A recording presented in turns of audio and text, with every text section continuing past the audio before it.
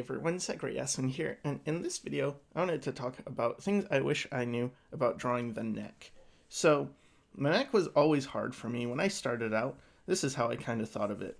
I would draw like a head,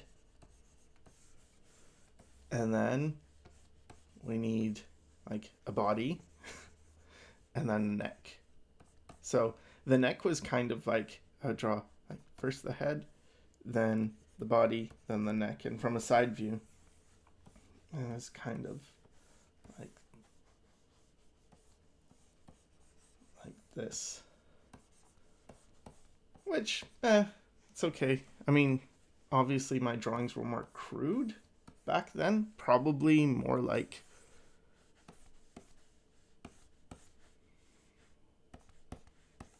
that. I don't know. But the point is, that's how I was drawing the neck. And that's not how I draw the neck really anymore. So the way I like to think of the neck is very connected to the head, especially in the back of the head. So let's do a side view.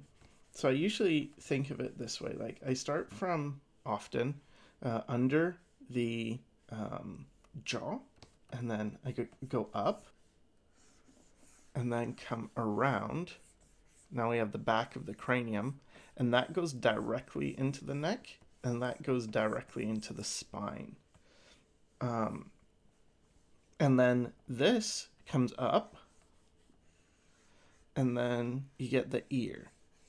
So you almost, I guess you could start here. It's just weird for me, I guess, to start there, but you could start here, go around, come around there, go around like that, and then have that. So that's kind of how I do it. And a lot of artists I saw also think of things in more of a combined way. I think Steve Houston does a shape kind of like this for a head, and then he'll do the neck from behind like that, which I think works fine. And then you get the jaw in like this. But this is kind of how I think about it. But then you have the front of the neck. Like, how do you deal with that?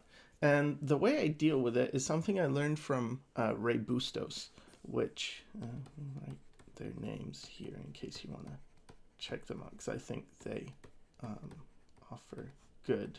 I think this is it. So you find where the eye is, the eye socket, and there's like an angle to the eye. It's not like if you draw the eyeball within an eye socket, because of where the eyelid goes, it's not like this. Your eyes aren't like that. That look really weird. Like the top tends to be kind of flatter, the upper eyelid, and then the bottom has like more of a tilt, so you get like this kind of tilt on a circle. So if you notice that, you'll see that like if we had the eyeball here, right, upper eyelid, lower eyelid, pupil, you can see how the placement on the sphere of the ball is kind of in this section. So you've got this angle coming down, that angle. If you follow that angle down, or you simplify it, it could be something like this, and then you follow that down, you kind of get where the neck should start. So if we draw on this guy, and I draw this angle, I can kind of see like, okay, so here, that's kind of where the neck goes. Okay, but so far, everything is very flat. Like you could basically make this out of like a wire, right? But we don't want that. How do you make the neck look three-dimensional?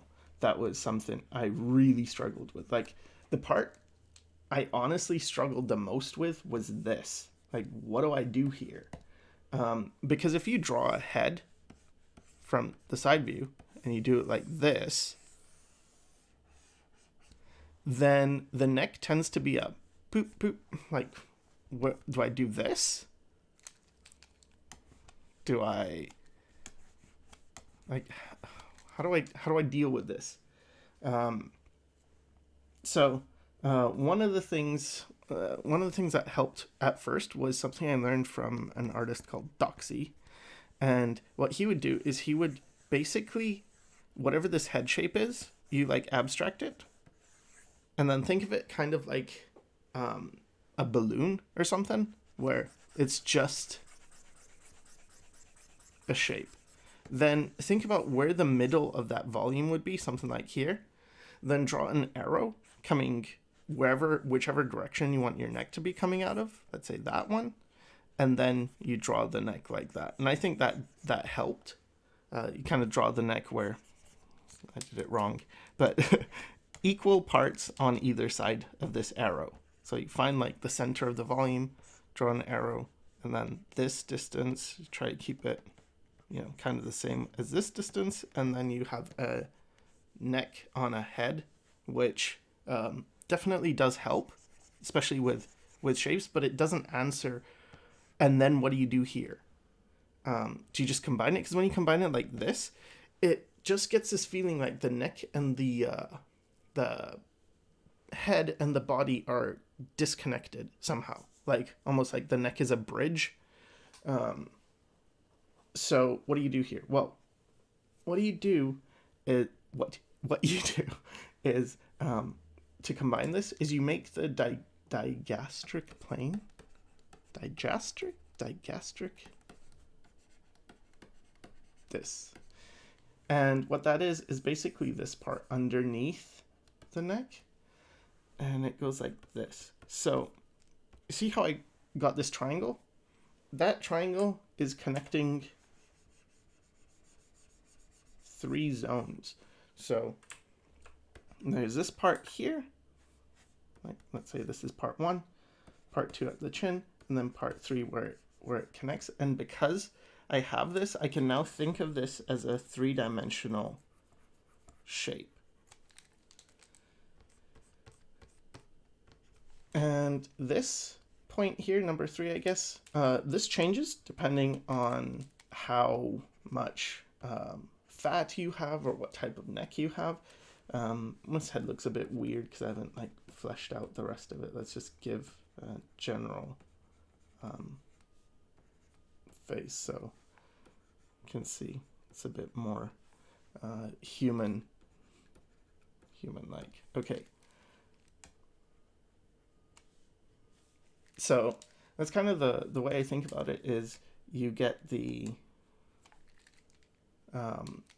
big, this thing, you get this thing, and the next can be, thinner depending on the body type, obviously. And then this flows. So I like to think of all of this as one. I'm not happy with this eye. Let me just fix this eye a bit.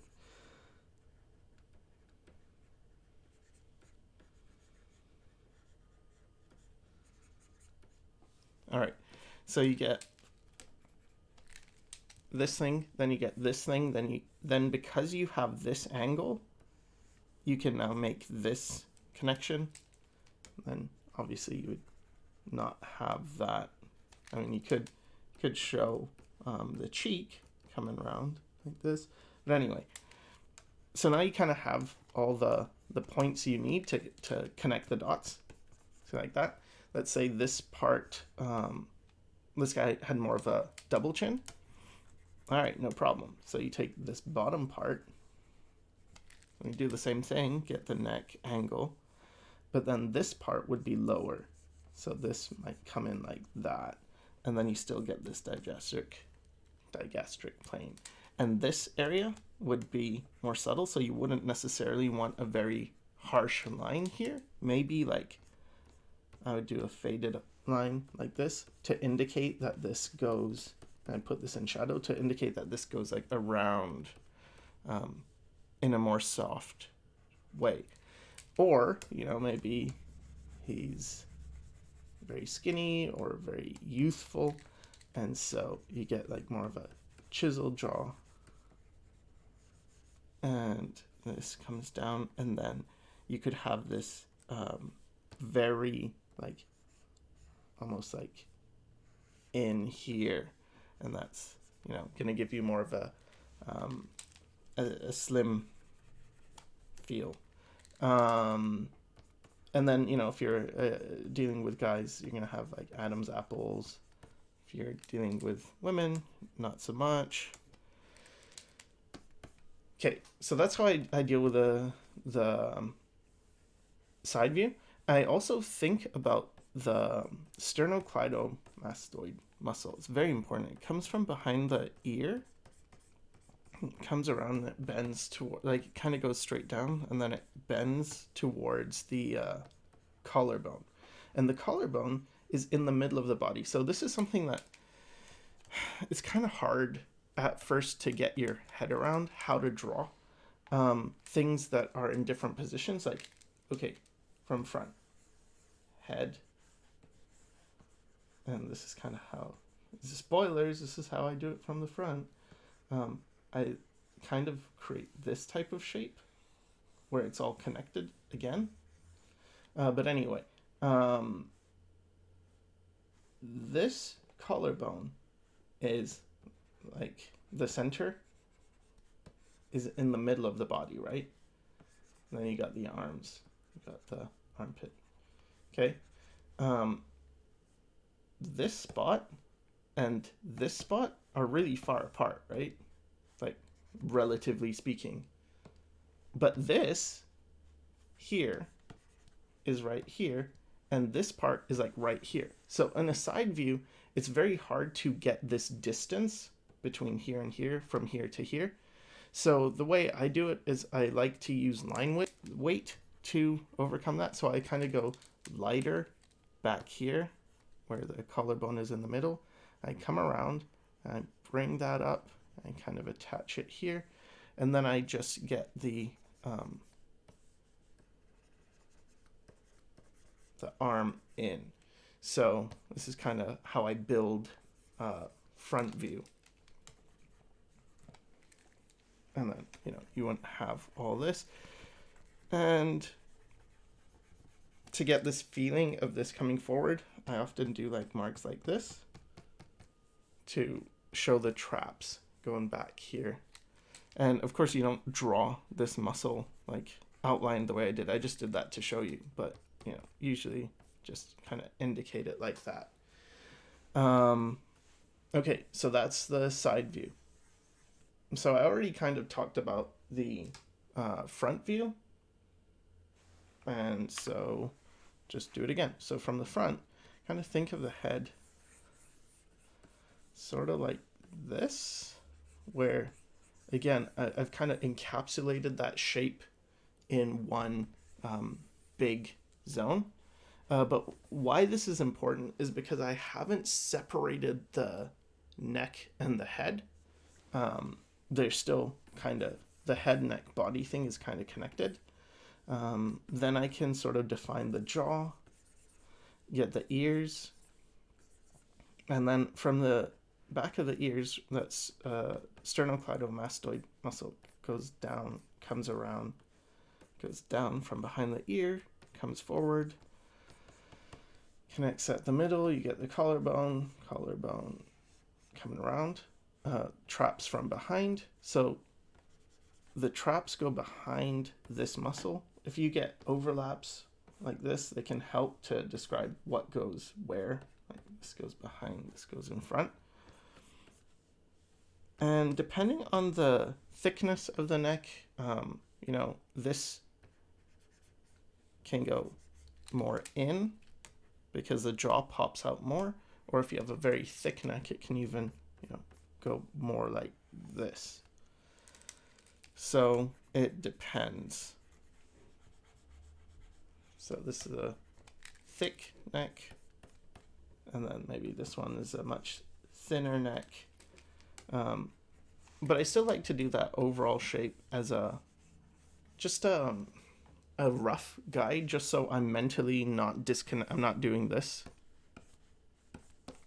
That's very decapitated, and it feels like you have 1, 2, 3 clear sections, but it's very hard to get like the connection of these things in a nice way. So when you think of it all together, it's much easier to do complicated views. So I used to really, I still struggle with them, but like, let's say head is tilted, all right? So what I tend to do with tilted heads is first I try and get like a box.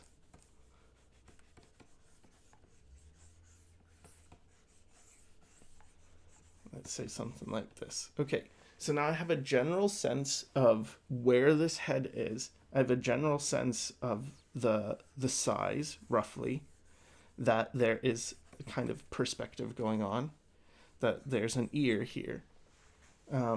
Because I guess this requires you to know how to draw a head from a side view where you have the ear placement in. Go behind, get this.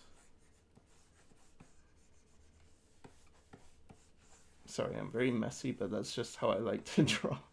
Because then I like to start kind of rough and then get all my gestures in and then build on top of that. And then I have more gestural things. But anyway, okay, so here we kind of know that we're looking up. So the way I do a pose like this generally is I'll try to get things in that I know. So let's say the eye sockets I know are going to be like this, the nose like this, the mouth is going to go down like this. Okay, so this part is the tricky part. At least I used to have a lot of trouble with it. What do you do here? Well, get the ear, get the jaw. Okay, so now we have the jaw, and the jaw is coming down like this around, kind of like a triangle if you viewed it from upside, like from below. The neck does this, then you have this shape, and then you have the ears here and here, and then you have the rest of the face kind of filling this, and you have a nose popping out. So this is underneath of the jaw. This is a cheek, nose, ears, and the ears kind of often have like an angle to them, and then this is the neck. So this is the middle of the neck, and then this is the sternocleidomastoid, comes around like this, comes around like this, and then you have the traps going behind. Okay, so that's how you get that. So digastric plane is going to be really helpful here because we have the chin here, like we know where the chin is, we know where the jaw is. Mouth is going to be something like this maybe.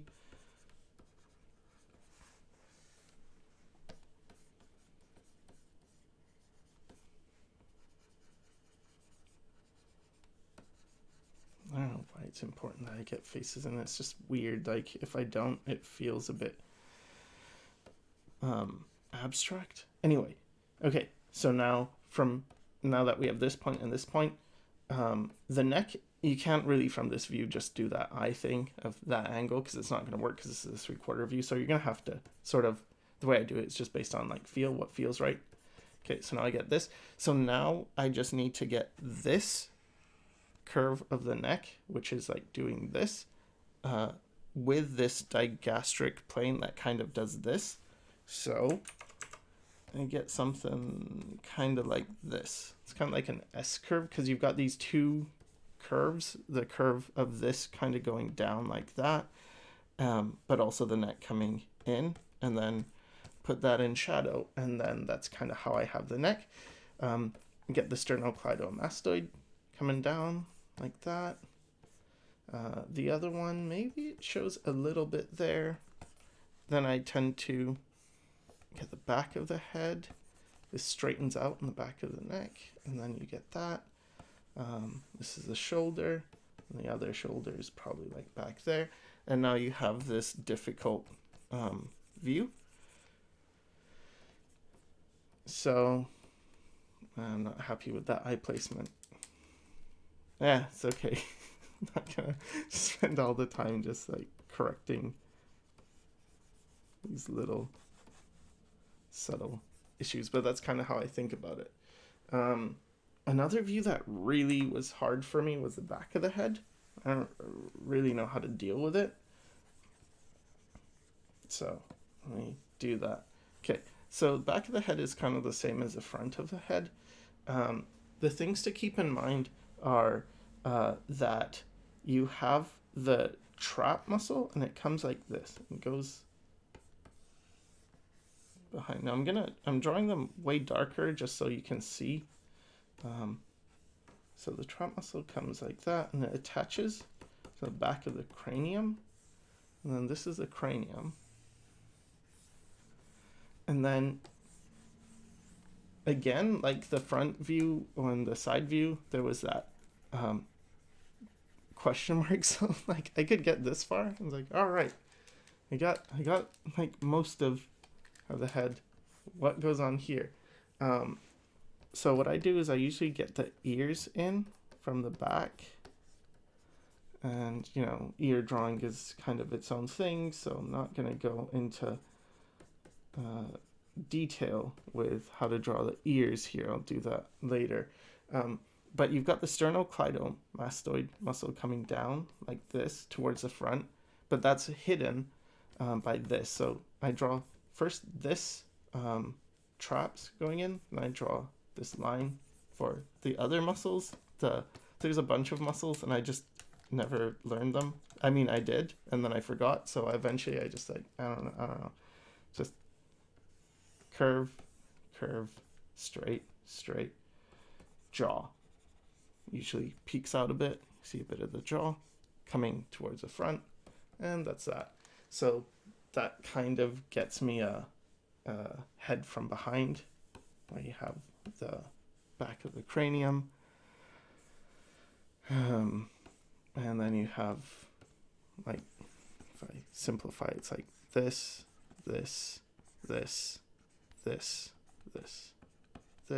with ears here and here.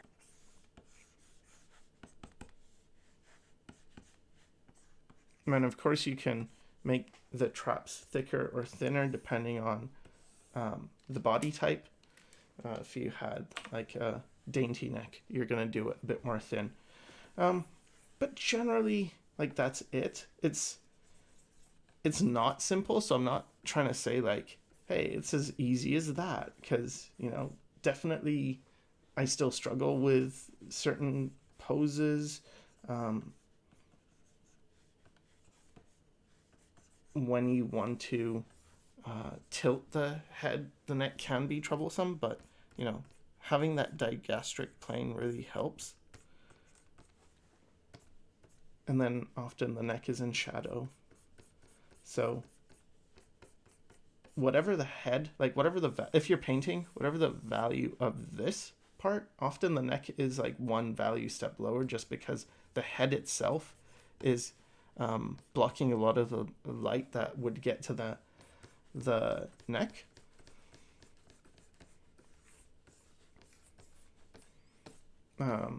And then I also like to make the planes of the face. That makes it so that this is three-dimensional. So what else?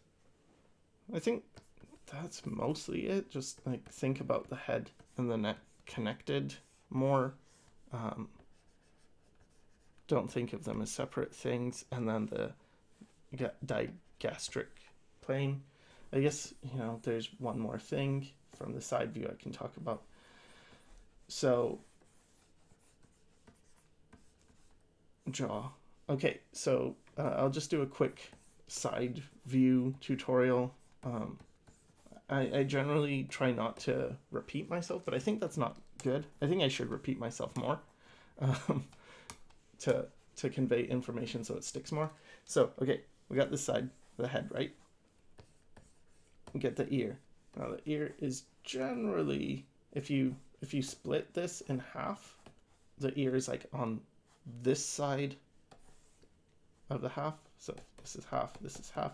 Ear is generally on this side, and it's a bit tilted at an angle, and the jaw is kind of tilted at an angle.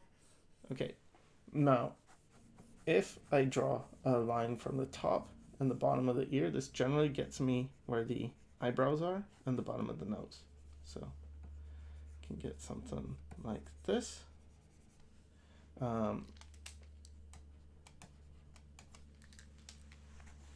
So if you take, let's get an eye in there. So if you go from the bottom of the nose and you keep going across all the way back, you get where the back of the cranium is, where it meets the neck. So this part. Just go boop. If you want to know where this turn of the jaw is, if you draw a line straight across, this generally is where the mouth is. So if you have one piece of information, you can often get another piece of information. Now with the eyes, let's say the eye is here. If we draw a line, see how the eye kind of has like an angle here? If we draw a line roughly and go straight back, this is generally the furthest point out of the cranium. So here I was a bit off. So you get like a point of the cranium kind of popping out here. And that kind of gets you your head. Now you have the angle of the eye, which gets you the angle of the neck. Obviously the neck can move, but it's generally the position of where the neck starts. The other way I think about it, this is how I used to think about it before I learned that eye thing from Ray Bustos, is I would just do this. And both work. You look at this point, back of the jaw. You look at this point, chin. I would go halfway, so about there. And that would be where I would start my neck. See, I was doing it a bit, if I do it the Ray Bustos way, I was off by like that much, which you're not going to notice that much, but whatever. It's probably better to do it the Ray Bustos way. Get that digastric plane. Again, I'm like doing like this type of arc, but you have to remember that as it's doing this, the neck itself, like this part where it connects, is doing like this. It's like a cylinder, and then a triangle, and they're kind of merged. So I tend to do a little bit of an S curve here where it goes like that and that goes in like that. And then I like to shade this a little bit. And now this feels like, especially when I get the sternocleidomastoid a little bit indicated, now this feels a lot more three-dimensional of the neck. It's not just this glued on part, you know, it's like part of the form. And then the traps actually coming forward like this, neck is going around like that, sternocleidomastoid is going down, and it goes like that. The shoulder, you have the collarbone here, and then the shoulder is coming around like this, and collarbone back here, so this is going around like that, and the pec is coming back here. So yeah, the mouth lines up with this change in the jaws angle, this angle change there, boop. Follow that across and you get the mouth. Generally, like, these are all generalizations, but the thing is, if you generally know what's true, or what's true, it's not true, but if you generally know the placement, then at least your pictures are going to look okay. Once they look okay, then it's believable and it's fine. So I mean, if you want it to look super precise, probably nowadays people just use 3D. But if you just want it good enough so that it's like, well, no one's going to complain, it looks fine, then this does it. And that's why I don't really care that I don't know all these extra neck muscles, like in between the main muscles, because I learned them and I never used them, and then I forgot them. It's like in school, I learned a lot of math stuff that I never use and I forgot. So, you know, use it or lose it. And the way I see it, if I'm drawing figures every day and I never need that information, it's never essential. Nobody complains and says, you know, you drew a head, but the neck muscles weren't all accurately there. I don't care. If I don't need to know it, then it's just an academic exercise at that point.